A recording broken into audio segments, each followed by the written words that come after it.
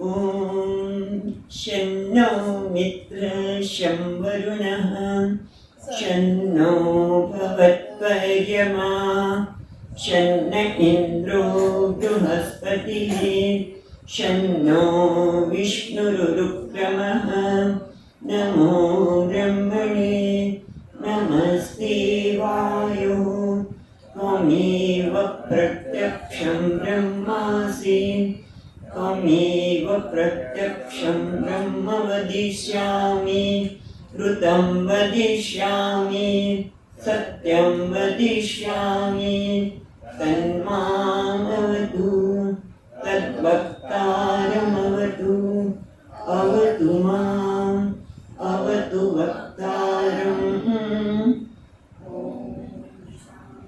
ॐ शान्ति शान्ति शान्तिः ॐ सहना भवतु सहनौ भुनक्तु सह वीर्यं करवावहै तेजस्विनावधीतमस्तु मा विद्विषावहै ॐ शान्ति शान्ति शान्तिः श्रुतिस्मृतिपुराणानाम् आलयं करुणालयं नमामि भगवत्पादं शङ्करं लोकशङ्करं शङ्करं शङ्कराचार्यं केशवं बादरायणं सूत्रभाष्यकृतौ वन्दे भगवन्तौ पुनः पुनः ईश्वरो गुरुरात्मेति मूर्तिभेदविभागिने व्योमवद्व्याप्तदेहाय दक्षिणामूर्तये नमः ॐ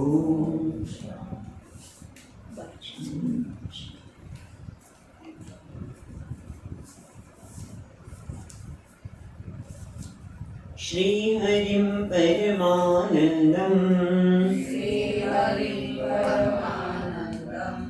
उपदेष्टारमीश्वरम् व्यापकं सर्वलोकानां कारणं तं नमाम्यहम्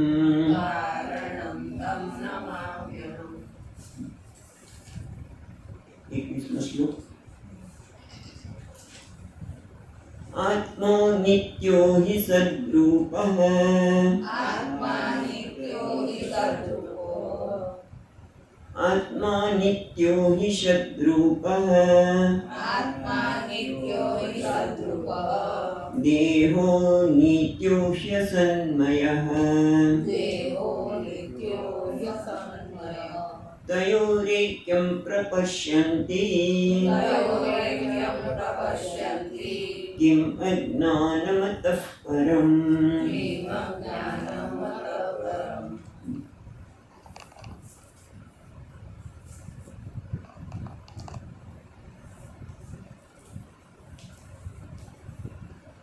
આપણે બતાવી છે આ રીતે છેલ્લા કેટલાક શ્લોકોથી વિચાર કેવી રીતે કરવો એ બતાવી રહ્યા છે કે આત્મા અને અનાત્માનો વિચાર કેવી રીતે કરવો છે. અહીંયા પાછા આપીએ છીએ 21મા શ્લોકમાં આત્મા નિત્યઃ સદ્રૂપઃ દેહો દેહઃ અનિત્યઃ અસન્મયઃ. એટલે કે આત્મા કેવો છે? નિત્ય છે, હંમેશા રહેવાવાળો છે, એટલે કે જેનો ક્યાંય બાદ થઈ શકે નહીં. અને કેવું છે? સદ્રૂપઃ એ હોવાપણું, એનો સ્વભાવ શું છે? હોવાપણું એ આત્માનો સ્વભાવ છે. અને દેહનો સ્વભાવ શું છે? કે ન હોવાપણું. હોવાપણું એ કોનો છે? આત્માનો સ્વભાવ છે. અહોવાપણું, જેમ આપણે કહીએ કે પરીક્ષામાં ઊભા હોઈએ, પરીક્ષા સામે ઊભા હોઈએ ત્યારે આપણું પ્રતિબિંબ જણાય. તો એ પ્રતિબિંબ કેવું છે? અહોવાપણું. કેમ? કારણ કે એનું હોવાપણું એ ક્યાંક બીજે છે. એનું હોવાપણું અહીંયા જે આપણે જે હોવાપણું દેખાય છે એ કેવું છે? અહોવાપણું. જેમ આપણે ઘડો કહીએ તો ઘડો છે એ શું છે? માટીને આપણે ઘડો નથી કહેતા. ઘડો કોને કહીએ છીએ? એટલે તરત ચાંદોપનિષદમાં જે આપણે કહ્યું છે વિવેકાનંદ કે ઘડો એટલે આ ઉપરના ભાગને ઘડો કહે છે, તો કે ના. આ નીચેનો તળિયો ઘડો, તો કે ના. આ તો કે ના. તો શું છે? નામ રૂપ. ઘડો શું છે? ખાલી નામ ના. મૃત્તિકા એવ સત્યમ. એટલે નામ અને રૂપ. એટલે ઘડો છે શું છે? અસન્મય. ઘડો પોતે પોતાનો હોવા પણ માટી કોના પર આધારિત છે? માટી પર. એટલે પોતા જે બીજાના ઉપર આધારિત છે એને કહેવાય કે એ અસન્મય. જેમ સર્પ છે. કયો સર્પ? દોરડામાં દેખાતો સર્પ. એ સર્પનું હોવાપણું ક્યાં છે? તો કે દોરડાને કારણે છે. એટલે સર્પ કેવો છે? અસન્મય. એ રીતે આપણે પ્રતિબિંબની વાત કરતા હતા કે મારું પ્રતિબિંબ, એટલે મારું પ્રતિબિંબ કેવું છે? અસન્મય. મારા હોવા માટે જે પ્રતિબિંબ દેખાય છે એનું હોવાપણું ક્યાં છે? તો કે અહીંયા છે. બરાબર. આપણે અરીસામાં જોઈ રહ્યા છીએ ત્યારે એનું શરીરનું એમ કે જે પ્રતિબિંબનું હોવાપણું ક્યાં છે? શરીરને કારણે છે. હોવાપણું, પાસવાપણું એ બધું ક્યાં છે? અસન્મય. ન હોવાપણું એટલે કે ઉછીનું લીધું છે. જેમ આપણે ચંદ્રના સંદર્ભમાં વાત કરીએ, જો ચંદ્ર છે એ પ્રકાશેલો છે, પણ ખરેખર તો ચંદ્ર કયો છે? અપ્રકાશમય. પણ એ ક્યારે ખબર પડે? આપણે તો ચંદ્ર પ્રકાશે છીએ, પૂર્ણિમાના ચંદ્રમાની પૂજા કરીએ, વ્રત કરીએ, પણ એ ચંદ્ર ખરેખર પ્રકાશે છે તો કે ના? કે ખબર પડી? પણ વૈજ્ઞાનિક કે છે કે આપણને ત્યારે આપણે ખબર પડી કે આ બરોબર નથી. વૈજ્ઞાનિક કહે કે ભાઈ આ ચંદ્રનો પ્રકાશ તો જે દેખાય છે સૂર્ય પાસેથી ઉછીનો લીધેલો છે. ચંદ્ર ખરેખર તો શું છે? અપ્રકાશમય. પણ એમાં શું છે? શ્રદ્ધા. જેમ આગળ કીધું ને, નિગમાચાર્યેષુ ભક્તિ શ્રદ્ધા કથ્યતે. આમાં છે ને નિગમાચાર્યેષુ શ્રદ્ધા. એને એમાં શ્રદ્ધા રાખવી પડે કે જે કહે છે એ સત્ય છે, જણાય ત્યારે. એ રીતે અહીંયા પણ શું કહે છે? આ બધા આત્મા નિત્ય. શાસ્ત્ર કહે છે માટે આપણે એના ઉપર વિચાર કરવો પડે કે આત્મા નિત્ય અને આ દેહ વગેરે કેવા છે? અસન્મય. એટલે કેવા છે? જેમ બોલું કે ને પરીક્ષામાંથી પ્રતિબિંબ જેવા હતા. તો દક્ષિણામૂર્તિ શું કહે છે? વિશ્વમ દર્પણ દૃશ્યમાન નગરી.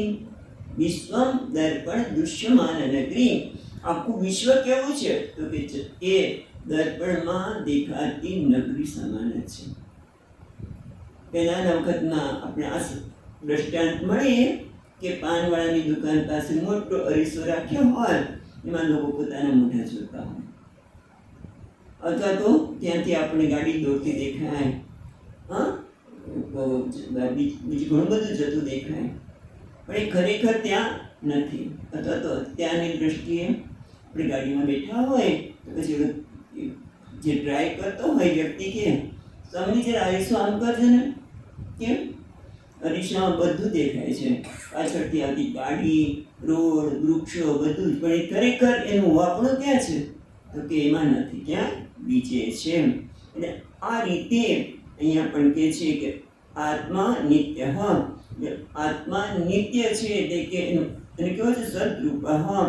એનું હોવાપણું એવું છે, એનો સ્વભાવ છે. જ્યારે દેહ છે એ ખરેખર આપણે હોવાપણું લાગે છે, પણ ખરેખર હોવાપણું નથી. કેમ? ત્યાં કીધું ને એટલા માટે કે અસતમય. એટલા માટે ઘટાધિપત્યમ. ઘડો છે એ ઘડો શું છે? દ્રશ્ય છે. એમાં દેહ પણ દ્રશ્ય છે, અને જે દ્રશ્ય છે એ પોતાનું હોવાપણું એની પાસે નથી. જેમ ઘડો દ્રશ્ય છે અને એ ઘડો હોવા પણ કે છે માટી પર છે. એટલે ઘડો અને આ દેહ બંને લગભગ સમાન છે. આ તો બરોબર સ્વીકાર્ય નથી લાગતું. તમે શું વાત કરશો? ઘડો ને હું દેહ એ બંને સમાન થોડા છે? આમાં કેટલી બધી વિશેષતા છે. તો કે સાચી વાત છે, પણ તાત્વિક દ્રષ્ટિએ જોઈએ, તાત્વિક દ્રષ્ટિએ બંનેમાં દ્રશ્યપણું છે. બંને દેહ પણ દ્રશ્ય છે અને ઘડો પણ દ્રશ્ય છે. એ રીતે બંને એક છે. એટલે જગતમાં પણ જ્યાં પણ હોવાપણું છે એ કોના લીધે છે? તો કે આત્માના લીધે છે. જ્યાં પણ ભાષવાપણું છે પણ આત્માના લીધે. બસ આ સમજવાની જરૂર છે બધું. એટલે કે જ્યાં પણ આપણને હોવાપણું લાગે છે, દેહમાં હોવાપણું લાગે છે, ત્યારે વિચાર જ નથી કર્યો કે હું આજે હોવાપણું દેહમાં હોવાપણું કોના કારણે છે. સર્પમાં જે સર્પ જણાય છે એ સર્પનું હોવાપણું ક્યાંક બીજે છે. કારણ કે આપણે દેખાય છે માની જ દીધું છે, વિચાર જ કરતા નથી અને આ સ્વીકાર્ય પણ થતું નથી. સૌ બધું મિથ્યા છે. જે હોવાપણું જગતમાં જ્યાં જ્યાં હોવાપણું છે, ટેબલનું હોવાપણું, પુસ્તકનું હોવાપણું, વાંચવાપણું, એ કોના લીધે છે? બીજાના લીધે છે. એ જે પોતાનું હોવાપણું નથી એ મિથ્યા થયું. ત્યારે આપણે એ પણ વિચાર કરવાનું ગમતું જ નથી, સ્વીકાર્ય પણ થતું નથી કે આ હોવાપણું, આ બધું મેં એટલી મહેનત કરીને આટલું મોટું મકાન બનાવીએ છીએ, ગાડી લીધી નવી નવી, કેવી ગાડી લીધી, આ બધું તમે મિથ્યા કહો છો, કલ્પના છે અમારી. સમજી ગઈ વખત પછી મજા કરો ને, પછી ગાડીમાં ફરો, મજા કરો, એસી ગાડીમાં બેઠા ને એસી ચાલુ કર્યું ને બધું જ કરો. અત્યારે તો ગાડીમાં ટીવી હોય, બધું મજા કરો. એક વખત સમજી લો, એક વખત સમજી લે. જેમ પેલો અભિનેતા જાણે છે કે હું કરોડપતિ છું, પછી ભિખારીમાં માનતો હોય તો પણ મજા જ પડે છે. એ બધું હું જાણી લો કે બાદશાહપણું, હોવાપણું, પછી તમારે મજા જ કરવાની કોઈ વાંધો નથી. પણ જે નથી એને માની લઈને જો મજા કરવા દઈશું તો દંડાઈ જવાના ને ફરવા છે ને. કારણ કે આપણને ખબર છે કે ચંદ્ર આપણે આ હોવાપણું ક્યાં છે? આત્મામાં છે. અને માની લીધું બીજામાં, અને બીજું માની લઈને ખોટું માનવાને દંડાવાના તો છે જ. જેમ કીધું કે ચંદ્ર અપ્રકાશમય છે અને કોણ પ્રકાશમય છે? સૂર્યપ્રકાશમય છે. અને પણ છતાં જોવા જેવું એ છે કે અજ્ઞાનના કારણે કે મતલબ પરંપરા તયો એકમ પશ્યતિ, જ્યાં ભાસવાપણું છે, હોવાપણું છે, એની બદલે આપણે બીજે જણાય છે. ખરેખર બંને વિરુદ્ધ જ છે, વિલક્ષણ છે. જેમ કીધું અંધકાર અને પ્રકાશ વિલક્ષણ છે, છતાં તયો એક કેમ પશ્યતિ? આ જ મોટું અજ્ઞાન. એટલે બંને અલગ હોવા છતાં અજ્ઞાનના કારણે, માયાના કારણે એક દેખાય છે. જેમ જાદુગર છે એ વસ્તુ શું કરે છે? વસ્તુ નથી, વસ્તુ નથી અને છતાં એને સત્ય બતાવે છે. એમાં અજ્ઞાન પણ આપણે એ જ કરે છે કે જે ભાસવાપણું છે, હોવાપણું છે, એ જ્યાં છે ત્યાં પણ બીજે જણાય છે અને પછી એના પર ક્યારે વિચાર કરતા નથી. અને એટલા માટે જ આ રીતે શાસ્ત્રની, આચાર્યની જરૂર પડે કે આત્મા નિત્ય સદરૂપ. આત્મામાં જ્યાં હોવાપણું છે એ આત્મામાં છે, ભાસવાપણું છે એ આત્મામાં છે, આનંદ પણ ક્યાં છે? ત્યાં આત્મામાં છે. આપણે તો લાગે છે ના ના હો, આ લાડુમાં પછી સરસ મજાની બેડની બનાવી, હા આનંદ તો ત્યાં જ આવ્યો, બેડમીમાં જ આનંદ છે. શાસ્ત્ર કહે છે, બતાવે છે કે બેડમી કે આ લાડુ કે શ્રીખંડ કે દસમા નથી, એ તો ખાલી નિમિત્ત બને છે. બસ સમજવાની જરૂર છે. તો સાચા અર્થમાં આપણે આનંદ માણી શકીશું. ખ્યાલ આવે છે? જ્યાં સુધી ખ્યાલ નથી કે આ આનંદ તો મારા સ્વરૂપને પ્રગટ કરવાનું એક નિમિત્ત બને છે. જેમ સૂર્ય પ્રકાશી રહ્યો છીએ પણ વાદળના લીધે આપણે જણાતો નથી, તેઓ પેલો પવન આવ્યો, વાદળ હટી ગયું, સૂર્ય પ્રકાશ છે. એમ આ પણ લાડુ હોય કે બીજી કોઈ પણ વસ્તુ કે વ્યક્તિ, એ તો શું છે, મારા આનંદની ઝાંખી કરાવે છે. એ તો મને આનંદની ઝાંખી કરવા માટે કેવો છે, નિમિત્ત છે. બસ આ સમજાય છે ને પછી વાંધો ન આવે. એ તો સ્વામીજી મહારાજ કે દ્રાવિડ પ્રાણાયામ, આમ કાન પકડે, સીધો પકડને પણ દ્રાવિડ પ્રાણાયામ, એને એ લોકો દ્રાવિડ પ્રાણાયામ. જ્યાં આનંદ છે ત્યાંથી આનંદ મેળવો ને. એ તો સમજાઈ જાય કે ભલે બધી વસ્તુને વાપરીએ પણ મને તો સમજાઈ જાય કે આનંદ ક્યાં છે. એના માટે કયો એકમ પશ્યંતી કિમ અતપરમ અજ્ઞાનમ. આ અજ્ઞાન આથી વિશે શું કરી શકે? આ છે કે જે નથી, જે આત્માનું હોવાપણું છે, અને દેહ કેવો છે, અનિત્ય છે, એનું હોવાપણ નથી, વિકારી છે.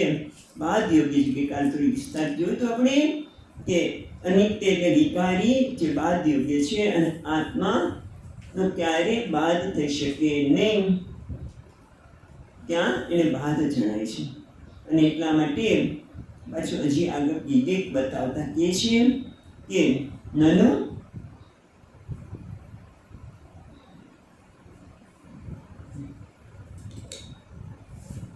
આત્મા, પહેલા આત્મા તો આત્માનું હોવાપણું સદરૂપ છે. આત્મા કેવો છે, સદરૂપ છે, એ બતાવ્યું.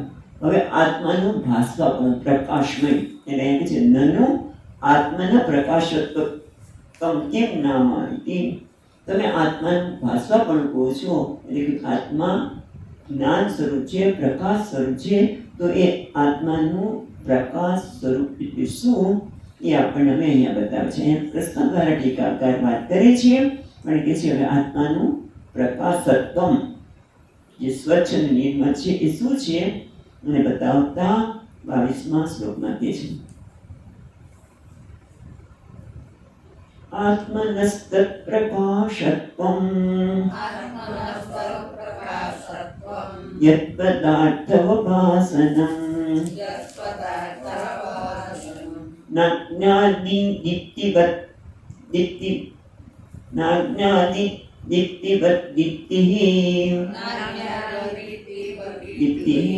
ભવત્યાન્યતો નિશી. એટલે કે છે આત્મનઃ તત્પ્રકાશત્વમ યત પદાર્થ અવભાસનમ. આત્માનું હોવાપણાની વાત કરી. આત્મામાં શું છે, પ્રકાશત્વમ એટલે શું, કે બધાનું જ્ઞાન. યત પદાર્થ અવભાસનમ, જે પદાર્થના વિશે જે જ્ઞાન થાય છે, એને ખરેખર આત્માનું પ્રકાશત્વમ કહેવામાં આવે છે.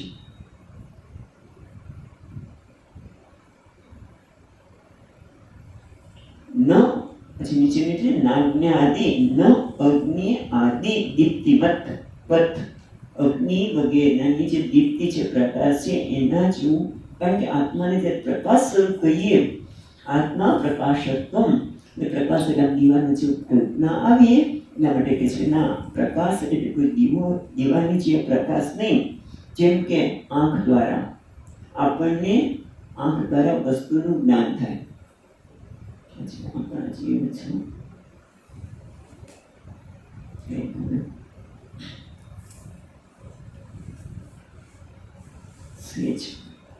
બદલાવીશ.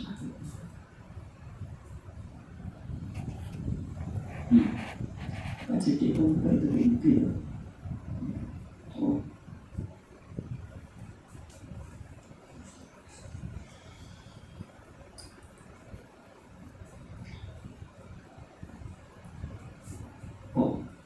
બરાબર.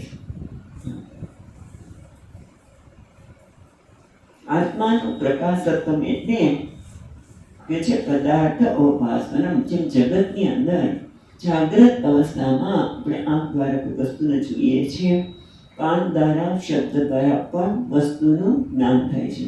એ બધું કોના કારણે છે? તો કે એ જે જ્ઞાન થઈ રહ્યું છે એ કોના લીધે? આત્માને લીધે. ખરેખર આંખ ખરેખર વસ્તુ પદાર્થનું જ્ઞાન નથી કરાવતી. આપણે એમ લાગે કે આ ફૂલને લીધે આ ફૂલ છે, આંખ દ્વારા મને જ્ઞાન થયું, પણ એનું જ્ઞાન આપણે કહે છીએ આંખ દ્વારા વસ્તુનું જ્ઞાન થયું, પણ એની પાછળ મન હોય તો જ વસ્તુનું આપણે દેખાય. પણ મનને પણ પ્રકાશિત કરનાર કોણ છે? મનને પણ પ્રકાશિત કરનાર કોણ છે? આત્મા. એવી રીતે આપણે ખબર છે બૃહદારણ્યક ઉપનિષદની વાત કરી ત્યારે પણ વાત કરી હતી કે જ્યારે જનક રાજા યાજ્ઞવલ્ક્યને પૂછે છે કે આ જગતના પદાર્થો કોના લીધે પ્રકાશિત છે? તો કે જેમ અત્યારે આ સૂર્યના પ્રકાશમાં, પણ સૂર્યનો હોય ત્યારે તો કે ચંદ્રના પ્રકાશમાં, ચંદ્ર પણ ન હોય તો કે તારા ટમટમતા હોય ત્યારે, પણ તારા પણ ન હોય ત્યારે તો કે મસાલના આધારે મને વસ્તુનું જ્ઞાન થાય છે. પણ મસાલ પણ ન હોય તો દીવો પણ જતો રહે, લાઈટ પણ જતી રહે. આપણે મસાલની બદલે આપણે કહીએ લાઈટ, બરાબર? દિવસ આપણે રીતે કહીએ તો લાઈટના પ્રકાશમાં, તો કે લાઈટ પણ જતી રહી હોય તો કોના પ્રકાશમાં? તો કે અગ્નિના એટલે કે વાણીના પ્રકાશમાં. આપણે બધી લાઈટ જતી રહી હોય પછી આપણે કહીએ તું ક્યાં છે? હું અહીંયા છું, બરાબર? એ અગ્નિ. પણ અગ્નિ પણ ન હોય તો સ્વપ્નમાં કંઈ ન હોય ત્યારે કોણ પ્રકાશિત? તો કે આત્મા. આત્માના પ્રકાશમાં આ બધું પ્રકાશિત થાય છે. એટલે ટૂંકમાં આપણે એમ માને કે હું બધાને પ્રકાશિત કરું છું, તો કે ના, પદાર્થની અંદરનું ભાન થાય છે એ કોના કારણે છે? ભાન એટલે કે છે યત પદાર્થ અવભાસનમ. અવભાસનમ એટલે ભાન થવું, એનું હોવાપણું. હોવાપણું અને ભાન થવું, એ બંને કોના કારણે છે? આગળ કીધું હોવાપણું એ આત્માને લીધે છે.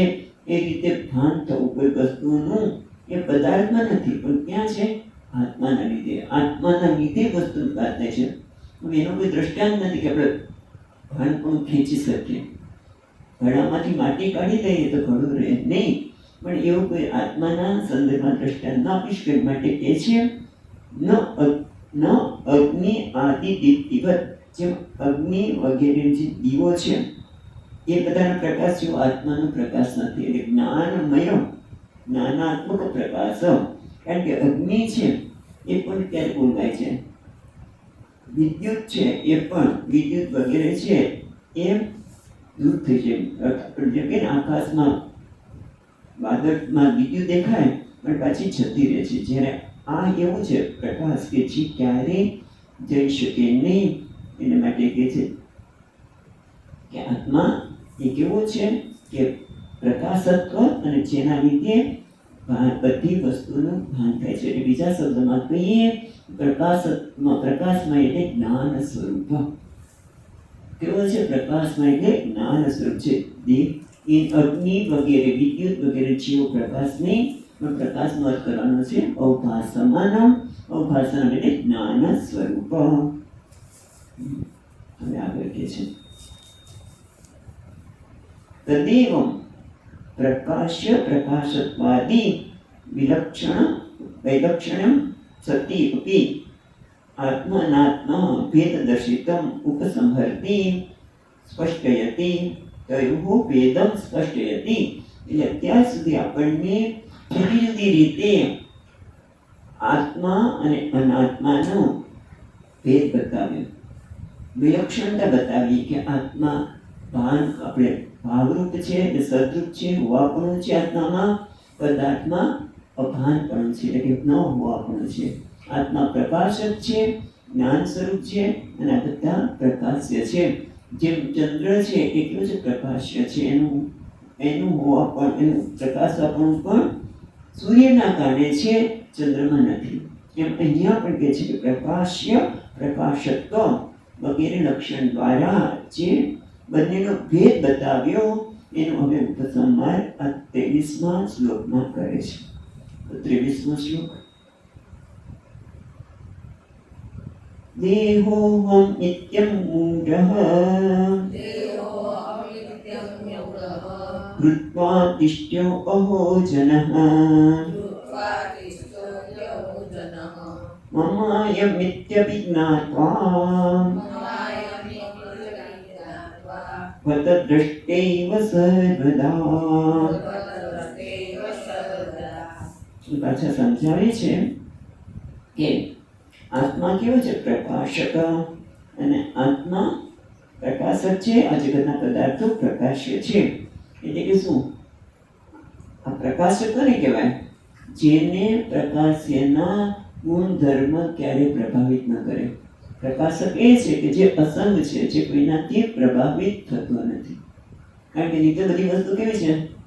જ્યાં કે પ્રકાશક અને પ્રકાશ્ય વચ્ચે જો કોઈ સંબંધ હોય તો એના પ્રભાવમાં માણસ આવી શકે. પણ પ્રકાશક અને પ્રકાશ્ય મને કેવા છે? જુદા, એટલે કે વિલક્ષણ. એ આગળ બતાવ્યું. એ શું બતાવે છે? વિલક્ષણ છે એટલે કે જે કોઈ, એટલે કે બંને જુદા છે. એટલે કે એના કોઈ પ્રકાશક છે, પ્રકાશ્યના પ્રભાવમાં આવી શકે નહીં. એટલે કે બંને વચ્ચે કોઈ સંબંધ જ નથી. જેમ પ્રકાશ એટલે સૂર્યનો પ્રકાશ અને રાત્રિનો અંધકાર, બંને વચ્ચે કોઈ સંબંધ છે નહીં, માટે એની વચ્ચે કોઈના પ્રભાવમાં આવી શકે નહીં. એટલે સ્વામીજી મહારાજ કહે કે આ સંબંધ હોય ત્યાં પ્રભાવ શક્ય છે.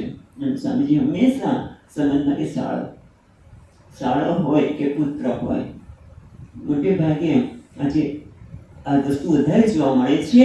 એટલા માટે સ્વામીજી એમ કે શાળો હોય બધું જ ઘરમાં ચાલે, શાળામાં ચાલે. પત્ની કદાચ એટલે કે પત્ની પોતાના ભાઈને કહેતી હોય ને શાળા માળાનું જ બધું ચાલતું હોય, તો પુત્ર એટલે એના પ્રભાવમાં આવીને સામાન્ય રીતે નિર્ણય લેવાતા હોય છે.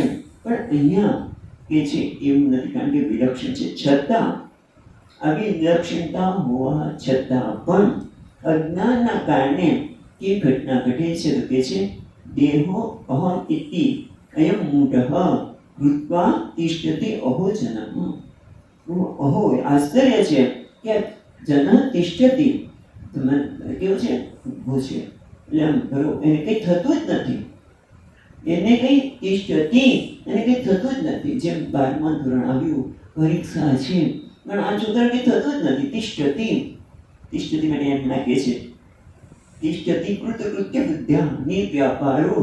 તિષ્ઠતિ એટલે જાણે 12મા ધોરણમાં છે, ભણવાનું છે, પરીક્ષા આવે છે, પછી આ પરીક્ષા છે ને પેલી પરીક્ષા છે. માતાને ચિંતા થાય છે કે પછી કઈ પરીક્ષા ઘણી બધી આવે, પછી પણ પરીક્ષા વિદ્યાર્થી આપવાની છે, પણ આમ તો કંઈ થતું જ નથી. તિષ્ઠતિ જાણે કૃતકૃત્ય બુદ્ધ્યા, એને કંઈ હવે કરવાનું બાકી નથી. નિર્વ્યાપાર, એને કશું થતું નથી. પેટનું પાણી પણ હલતું નથી કે વાંચ ભાઈ. તિષ્ઠતિ કૃતકૃત્ય બુદ્ધ્યા તિષ્ઠતિ, એને કંઈ થતું જ નથી. અને એવી રીતે આ પણ કેવું છે? દેહ અહમ ઇતિ અયમ મૂઢ ભૂત્વા. આ મૂઢ વ્યક્તિ દેહને હું માની લે છે. ખરેખર સર્વદા ઘટદ્રષ્ટા સર્વદા. ખરેખર દેહ કેવો છે? ઘડાની જેવો જ છે.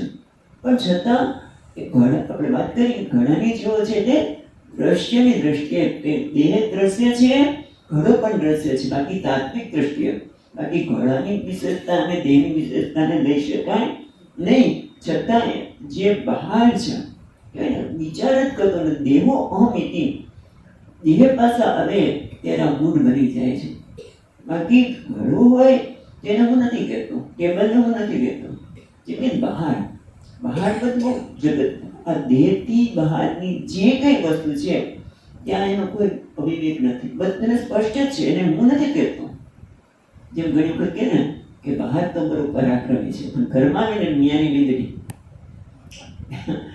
બહાર બહુ પેલો પરાક્રમ ચાલે, ઘરે આવે એટલે પછી પીવા માતા બરોબર એના પર સવાર થઈ જાય. એને કશું બોલી ન શકે, કંઈ કરી શકે નહીં. એમ બહાર એટલે જગતના પદાર્થો, બધા પદાર્થ માટે કંઈ હું જ એવું નથી કહેતા. અને જેટલી સ્પષ્ટતા છે, વિવેક નથી, છતાં કે હું ઘડાનો દ્રષ્ટા, ઘટ દ્રષ્ટા ઘટા ભિન્ન. આ તર્ક આપણે જોઈ ચૂક્યા છીએ. ઘડાનો જોનાર ઘડાથી જુદો છે, એ સ્પષ્ટ છે. એટલે કે બહાર સૂરો છે, પણ જ્યાં દેહ પાસે આવ્યો ત્યાં કે મને મૂઢ, એને તિષ્ઠતિ, મૂઢ તિષ્ઠતિ. જરાય એ વિચાર પણ નથી આવતો કે ભાઈ આ ખરેખર શું છે. એટલે કે મૂઢ, એટલે મૂઢ કોને કહેવાય? અહમ શબ્દ પ્રત્યે આત્મનમ, પ્રત્યેક આત્મા અયમ ઇદમ દયા નિર્દેશમાનોપી, આ હું છે એ કેવો છે ઇદમ તરી, છતાં પણ આ દેહ છે એ ઇદમ એટલે આ છે મારું છે, પછી બીજી અર્થમાં કહેશે આ તરીકે ઘણાની જેમ આ દેહ છે, પણ છતાં મૂળ છે એ દેહને હું માને છે. એટલે મૂળ એટલે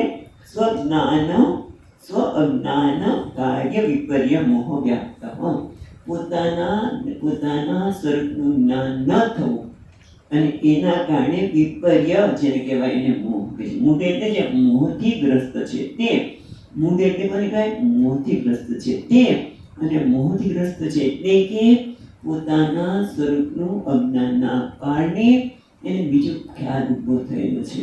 જેમ કે પોતાનું અજ્ઞાન છે, મોહ એટલે શું કે પોતે શું છે એની ખબર નથી. જેમ કે આ દોડવું છે ખબર નથી, પણ દોડવું ખબર નથી અને એને આપણે સર્પ માનીએ છીએ.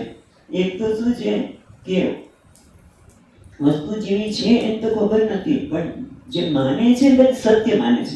મુશ્કેલ મોહનું કારણ શું છે કે દ્રશ્ય પટીનો છે આ શરીર, એ દ્રશ્ય છે એને દ્રષ્ટા માને છે, હું માને છે બધું સાચું માને છે. જેમ દોડવું છે ત્યાં સપ માને છે, અને સર્પ માને છે, સાપ માને છે, અને સત્ય માને છે. નામ છે મોહ. અને મોહ દેહો અહમ ઇતિ મૂઢ ભૂત્વા તિષ્ઠત અહમ જનમ. એને કહે છે જો તો ખરા કે દેહને હું માનીને પાછું એને કે પેટનું પાણી આવતું નથી, ક્યારે વિચાર પણ આવતો નથી કે ભાઈ આ ખરેખર શું છે. કૃત્યતયા એ પ્રત્યે એને સાચું માને. કૃત્ય નિર્વ્યાપાર અહમ ભવતી, વિવેક જ નથી આવતો કે હું એટલે બાળક છું. પણ બાળકને જેમ કંઈ ખબર ન હોય, ગમે તે વસ્તુ હોય, તમે જો એને ના ખબર ન પડે કોઈ ઘસી છે હાથ અડાડે કે આપણે કઈ બાળકને કતું સ્વિચને હાથને સ્વિચને હટાવી દે, કતું રમકડું પડ્યું તે બધું છે ખુલ્લું કરી નાખીએ. ઘણી વખત તો બાળકને ખબર ન હોય તો રમતા હોય ને એમ મોબાઈલને ફેંકી દે, એને કોઈ ખબર જ પડતી નથી. એને પછી ખબર નથી કે જ્યારે માં આવશે ને એ પિતા આવશે પછી કેવી મને થશે. એવી રીતે મનુષ્ય આવું જ કરે છે કે જેમ બાળકને ખબર નથી કે મારી પછી શું ભલે થવાની છે, આ મોબાઈલ ફેંકવો છે અને ખોલી કાઢ્યું છે ને સ્વિચ ચાલુ કરી દીધી. ઘણી વખત મોટરની સ્વિચ ચાલુ થઈ જાય, બીજો ટાંકીમાં પાણી ન હોય અને મોટર પડી ગઈ, પછી શું થાય કે કેમ આવું કર્યું. એવી રીતે કહે છે કે આ દેહ છે એને બે જોડે માને છે. દેહને પેલી વ્યક્તિ શું માને છે? નદીમાં મગર જઈ રહ્યો છે, નદીમાં મગર જઈ રહ્યો છે અને એને જેમ લાકડું માનીને પકડે પછી શું થાય? એમાં દેહને હું માને છે, ખરેખર દેહ જ હું નથી. જેમ પેલો મગર છે એને લાકડું માની અને નદી તરી જઈશ, પછી તમે વચ્ચે જાઓ પછી ખબર પડે કે મગર તમને કેમ છોડે છે કે નહીં, તમે તરી ન શકો. એવી રીતે એને ખબર જ નથી કે કૃતકૃત્યતયા એ તિષ્ઠતિ મહદ અજ્ઞાન વિધિવાદ. ખરેખર બહુ મોટું આશ્ચર્ય છે, મહાન અજ્ઞાન છે કે આ દેહને હું માનું છું. એનું કારણ શું છે કે મમ અયમિતિ જ્ઞાત્વા, એ જાણે છે કે મારો દેહ છે, આ મારો હાથ છે, મારું છે, અને જ્યાં મારું છે તેને હું ક્યારેય કહેતા નથી. બીજી લીટીમાં કહે છે મમ અયમિતિ જ્ઞાત્વા દ્રષ્ટા એવ સર્વદા. હંમેશા ઘડાનો જે જાણનાર છે એને ઘડાનો જાણનારને ઘડો હું છું એવું નથી કહેતા, પુસ્તક હું છું એવું નથી કહેતા. એટલું જ નહીં, હું મારું છે, જે મારું છે ને હું નથી કહેતા. એટલે જે વિવેક નથી, મારું છે નથી કહેતા. અને તિષ્ઠતિ આમ જાણે કંઈ છે જ નહીં, એને પેટનું પાણી આવતું નથી, અહીંયા જ નથી આવતું કે મારો હાથ છે, મારો દેહ છે. ઘણી વખત કહે છે પણ મારું છે એ હું નથી. જેમ બીજા પદાર્થોમાં કહીએ છીએ કે મારું છે ને હું નથી કહેતા, પણ જ્યાં દેહ આવે છે ત્યારે આ મૂળ બની જાય છે અને પશ્ચાત પશ્યતિ જુએ છે કે જે મારું છે હું નથી. આ પુસ્તક મારું છે, હું પુસ્તક છું ક્યારે નથી કહેતા. આ ટેબલ મારું છે, હું છું નથી કહેતા. પણ આ દેહ મારો છે ઘણી વખત કહે છે. આ મારો દેહમાં શું થયું છે, આ પગને શું થયું છે ખબર નથી પડતી. આ માથું કોઈ દુખે છે, આ મન અશાંત છે. ભાઈ મારું મન અશાંત છે. જેમ સ્વામીજી મહારાજ કહે ને કે એક વખત એક માણસ આવ્યો, સ્વામીજી 6 મહિના થઈ ગયા, હું જરાય ગુસ્સો થયો નથી, મારો ગુસ્સો તો જતો જ રહ્યો.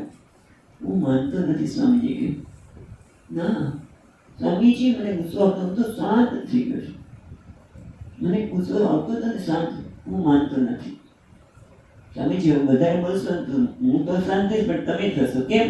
કારણ કે હું જાણું છું, મારું મનની સ્થિતિને હું જાણું છું. મારું મન છે, મારું મન અશાંત છે, મારું શરીર આવે છે, મારું કહેવા છતાં પણ એને હું માની લઉં છું. અને એટલે કહે છે કે ખરેખર આને સમજવાની જરૂર છે કે આનું કારણ શું છે? અજ્ઞાન. અહીંયા નથી કહેતા, અહીંયા મૂળ શબ્દ આપ્યો કે મૂળ એને જેને પોતાના સ્વરૂપ જ્ઞાન નથી. એટલે છૂત કરે અજ્ઞાનની આ છાવ ચલાવી અથવા તો માયાની છાવ ચલાવી. કે શંકરાચાર્ય મહારાજ ત્યાં અંડુક્યમાં કહે છે કે તું બ્રહ્મ છે, તું પૂર્ણ છે, એ કેટલી વાર કહે તો માણસ સ્વીકારતો નથી. પણ એને કોઈ કીધું નથી કે તું આનો પુત્ર છે, તું આનો પૌત્ર છે, એ સ્વીકારી લીધું છે. પણ કેટલી વાર કીધું કે તું આ નથી. એ રીતે આ મારો દેહ છે, આ મારો હાથ છે, એ છતાં એ મારું કહેવા છતાં સંબંધ સસ્તી છે, મારું એ હું ન હોઈ શકું, છતાં પણ એ પોતાને મૂકે છે. અને એટલે સર્વદા દ્રષ્ટા, હંમેશા ઘણાનો દ્રષ્ટા, ઘણા દીકરીનું એમાં દેહનો દ્રષ્ટા પણ છે, છતાં પણ મૂકે છે. અને બીજું કારણ શું છે કે મારું છે, છતાં પણ પોતાને મૂકે છે. અને પછી જેમ કહ્યું ને કે જે નથી એને હું કહે છે એટલે પછી દુઃખ થાય. દેહને હું કહીએ બધા દુઃખ આવે. દેહ જે હું નથી, આત્મા નથી, એને હું કહીએ એટલે પછી બધા દેહના જે કંઈ દેહના શરીરના અંદર થતા, મનના થતા, દેહ એટલે બંને આવી ગયા. સ્થૂળ અને સૂક્ષ્મ બધાની સાથે પછી આપણી બંને થાય. અને આગળ કહે છે એટલે અહીંયા ઉપસંહાર કર્યા પછી આગળ ટીકાકાર કહે છે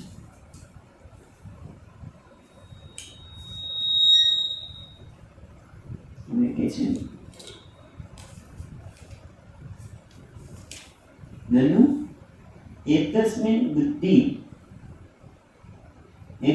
તદ્બુદ્ધિ ઇતિ લક્ષણ બ્રહ્મ પર્યાય મોહ કાર્યલિંગમ અનુમેયમ. એટલે અત્યાર સુધી આપણે જોયું કે આ અજ્ઞાન છે એ કેવી રીતે નક્કી કર્યું? તો કે કાર્ય લિંગમ, લિંગ એટલે ચિહ્ન દ્વારા આપણે વસ્તુનો નિર્ણય કરતા હોય છે. જેમ કે અમુક ચિહ્ન જોઈએ એટલે કે મને ડાયાબિટીસ હોવો લાગે, ડૉક્ટર પણ ચિહ્ન દ્વારા કે ડાયાબિટીસ હોવો જોઈએ, અથવા તો અત્યારે તમને મેલેરિયા છે, આપણે જોયું નથી પણ શેના દ્વારા નક્કી કરીએ છીએ? લિંગ દ્વારા. એમ જગતની અંદર અત્યારે આપણે જે જોઈ રહ્યા છીએ એ કેવું છે? આ જગતના પદાર્થોમાં તસ્મિન તદ્બુદ્ધિ ભ્રમઃ, અજ્ઞાન કહે છે. લિંગ દ્વારા ને કે આ ઘડાના જોનાર, ઘડાથી જુદો છે, એમાં શરીરને પણ જોનાર શરીરથી જુદો છે, છતાં પણ જ્યારે હું એને કહું છું આ શરીર છે, શું છે? મારું કંઈક ભ્રમ જ છે ને, એટલે કે લિંગ ચિહ્ન, કે જે વસ્તુ લિંગ દ્વારા આપણે નિર્ણય કરી છે એ રીતે આ શરીર હું છું એ કેવું છે? લિંગ જ છે. ખરેખર કેવું છે? અજ્ઞાન છે.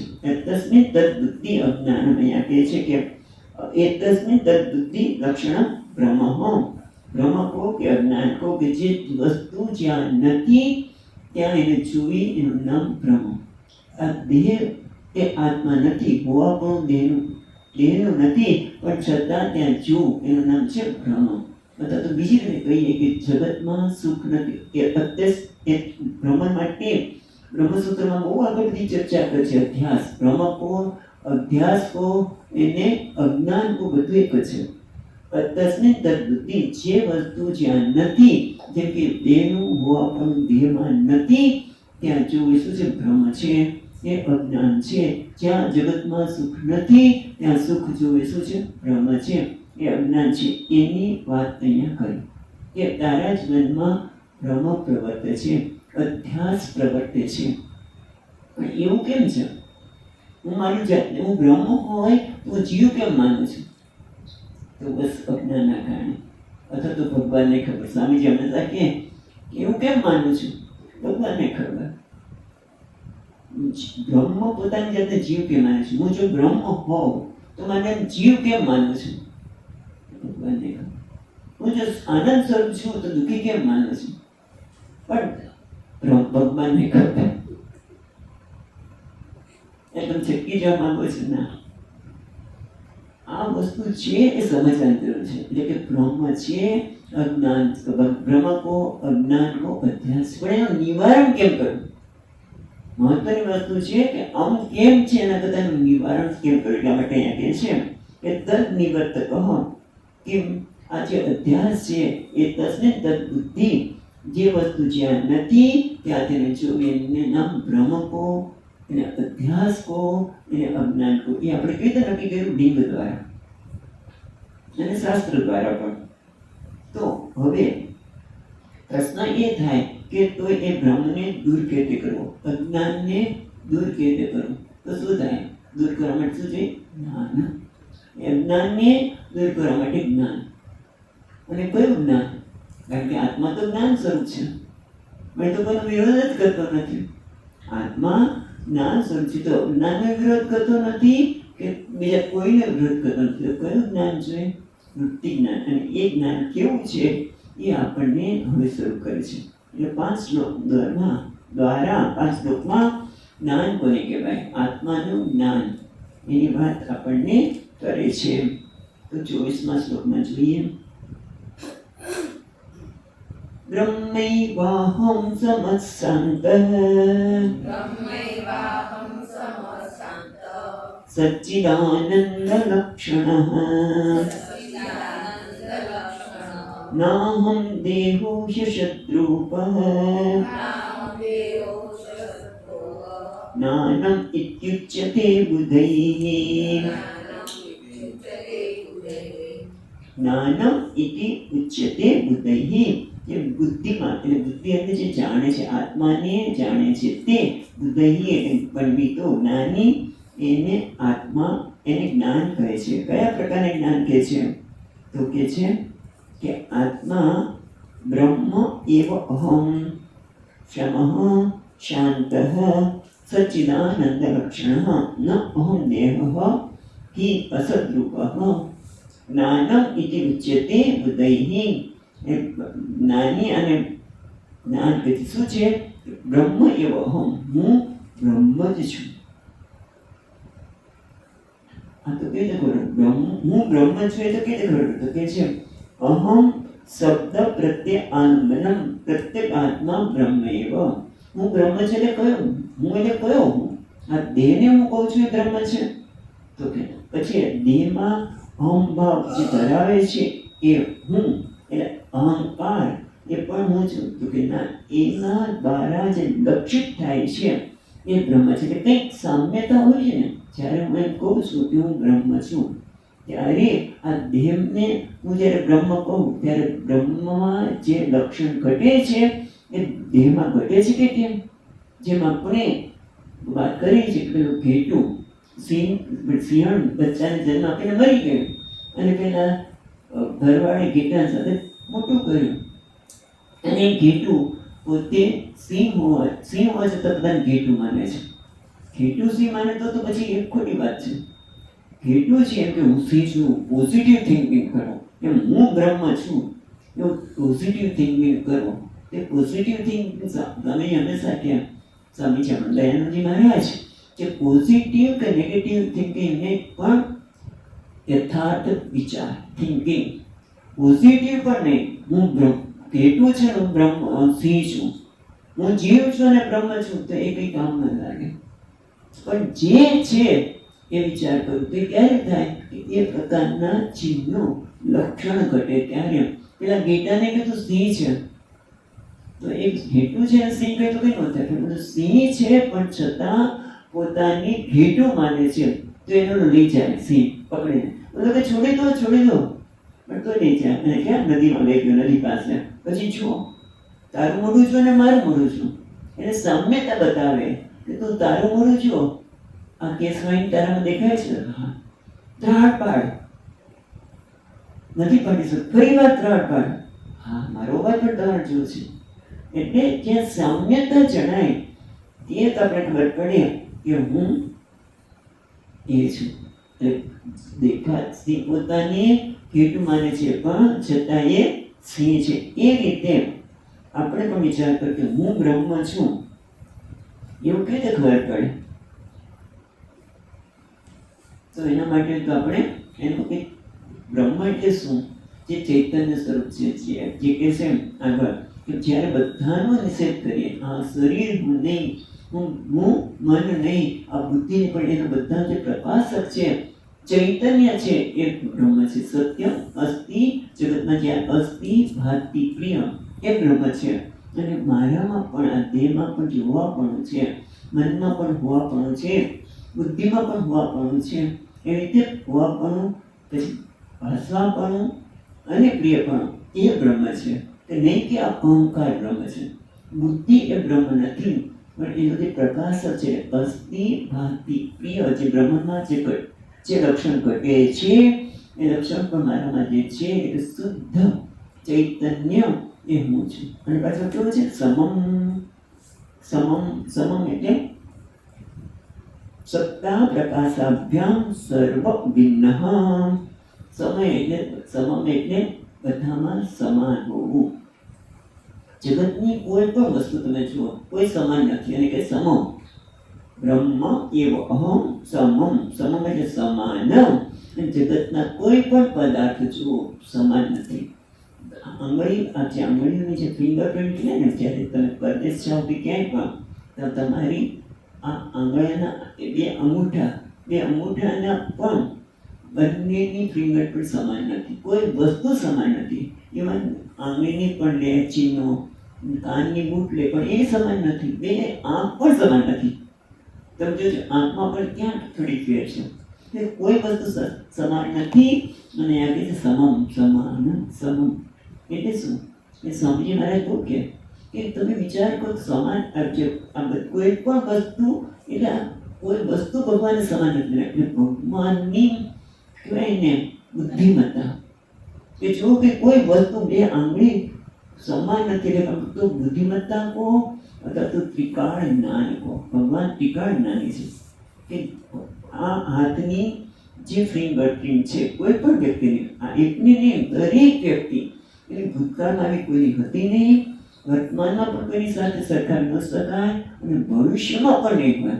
એ ત્રિકાળ જ્ઞાન છે ભગવાન. કે કોઈ વસ્તુ સમાન બનાવી નથી. બધામાં વિષમતા છે, બધામાં વિષમતા. અને એટલે તો પછી એમાં સમાનતા કેવી જોયું? સ્વામીજી મહારાજ કે યુ આર યુનિક. કોઈ વ્યક્તિ કહે હું તો મારામાં કંઈ છે જ નહીં, હું તો કંઈ નથી. સ્વામીજી કહે ના, યુ આર યુનિક. તું અજોડ છે, અદ્વિતીય છે. તારી સરખામણી બીજા કોઈ સાથે કરી શકાય નહીં. કંઈક માણસ સરખામણી કરીને દુઃખી થાય. હું આનું આમ છે, હું આવો છું. કારણ કે તારામાં જે છે બીજામાં નથી. ભાઈ, તો તારી સરખામણી શું કરે બીજા સાથે? તું તો યુનિક છે. You are unique, you are અજોડ, તું અદ્વિતીય છે. એટલે બધા કેવા છે? યુનિક છે. અને છતાં બધામાં વિવિધતા હોવાના છતાં એક વસ્તુ સમાન છે. કઈ છે? સત્તા પ્રકાશાભ્યામ સમઃ. દરેક વસ્તુમાં વિવિધતા છે, દરેક વસ્તુ જુદી છે, પણ બધાની અંદર એક સમાનતા છે, એક સરળતા છે. બધામાં હોવાપણું, બધામાં પ્રકાશાપણું, એ બધામાં એક જ છે. એટલે એટલા સમય એટલે આટલું સરળ બનવું પડે. એટલે બધી વિવિધતાનો ત્યાગ. સમય એટલે શું? બધામાં કઈ બધી વિવિધતા છે, કોઈ વસ્તુ સમાન નથી. બે ભાઈઓ જોયા, ભાઈઓ પણ આમ દેખાય સરખા, પણ તમે જોજો બંનેમાં સમાનતા નથી. એ બધી સમાનતાની અંદર જે એક છે, વિવિધતાની બધી સમાનતા નહીં, બધી વિવિધ સમાનતાની બધામાં વિવિધતાની અંદર જે સમાન છે, એટલે કે બધી વિવિધતાનો ત્યાગ. એવું થયું ને સમાન એટલે શું? સમા એટલે જ્યાં બધાની વિવિધતાનો ત્યાગ, એટલે કે સરળતા. સમા એટલે સત્તા પ્રકાશાભ્યામ સમહ. અહીંયા તો એટલું જ કે છે કે બધામાં હોવાપણું અને પ્રકાશાપણું એટલે એનો અર્થ બધાનો ત્યાગ. જે કંઈ વિવિધતા મારામાં, જે કંઈ વિશાળ આપણે કહેવાય ને, જે કંઈ મારામાં ને હું જે મારી જાતને હું આવું માનું છું કે આવું માનું છું, જે કંઈ વિવિધતાની શબ્દ વાપરી, પણ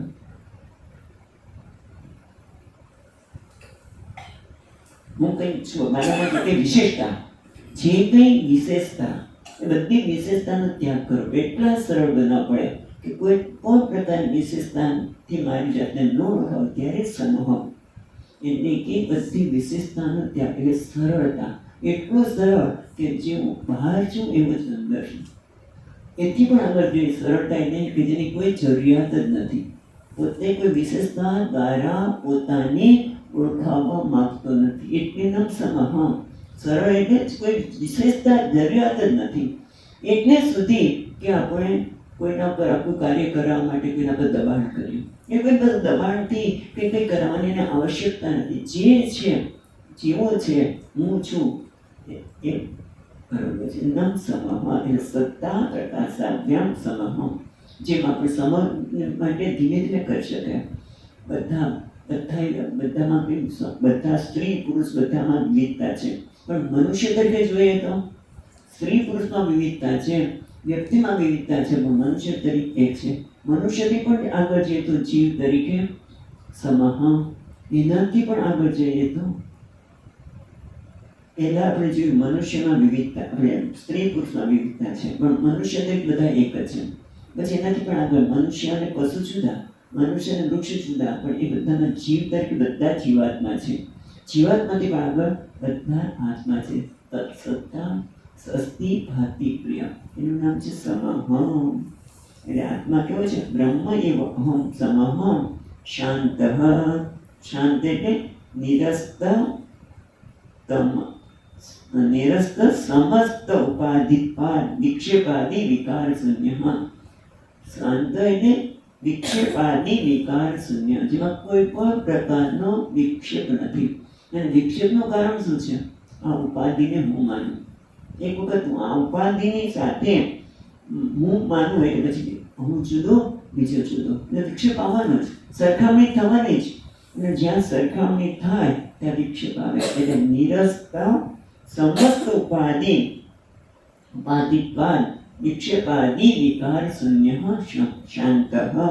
શાંત એટલે જ્યાં કોઈ પણ પ્રકારની ઉપાધિ સાથેનું તાદાત્મ્યનો ત્યાગ. એટલે કે ઉપાધિ મારા માટે શું છે? દ્રશ્ય છે. જે એ ક્યારે બને કે હું આ શરીર મન બુદ્ધિને બેસ માનું, ઉપાધિ માનું, અને હું ઉપાધિથી જુદો છું એમ માનું, ત્યારે જ આ બધાને હું ઉપાધિ તરીકે જોઈ શકું. આ બધા દ્રશ્ય છે, આ બધા ઉપાધિ છે, બધા બેસ છે, પણ હું તો અબદ્ધ જ રહું, જેને હું કહું છું એ. તો આ શાંત સત્ય જ નથી. વિક્ષેપ વિકાર શૂન્ય. એટલે વિક્ષેપ ક્યારે થાય છે કે ઉપાધિને હું માનું, ત્યારે આ ઉપાધિ બીજી ઉપાધિ એટલે હું જુદો, પેલો જુદો, પછી સરખામણી, એને મારું માન આપ્યું, મને અપમાન કર્યું, મારી કોઈને કદર નથી, બધી જે કહેવાય ને ઝંઝટ તો બધી ખટપટ છટપટ એ ઉપાધિને હું માનવાથી જ થાય છે. અને જ્યારે કે છે નિરસ્ત ઉપાધિ પાદ, અને વિવેક દ્વારા, વિચાર દ્વારા આ ઉપાધિમાંથી ઉપર થઈ ગયો છે. ઉપાધિને છોડતો શકાય નહીં, પણ એનાથી પોતાને જાણે છે હું એનાથી અસંગ છું, એનાથી જુદો છું. બસ આ જાણવાના કારણે શાંત. જ્ઞાન કોને કહેવાય?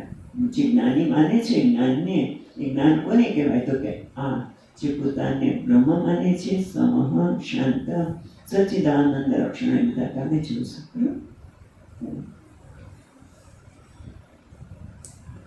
પૂર્ણમદઃ પૂર્ણમિદં પૂર્ણાત પૂર્ણમુદચ્યતે પૂર્ણસ્ય પૂર્ણમાદાય પૂર્ણમેવાવશિષ્યતે. ઓમ શાંતિ શાંતિ શાંતિ. શંકરં શંકરાચાર્યં केशवं बादरायणं सूत्रभाष्यकृतौ वन्दे भगवन्तौ पुनः पुनः। ईश्वरो गुरुरात्मेति मूर्तिभेदविभागिने व्योमवद्व्यक्तदेहाय दक्षिणामूर्तये नमः। ॐ शान्ति शान्ति शान्तिः। हरिः ॐ श्रीगुरुभ्यो नमः। हरिः ॐ।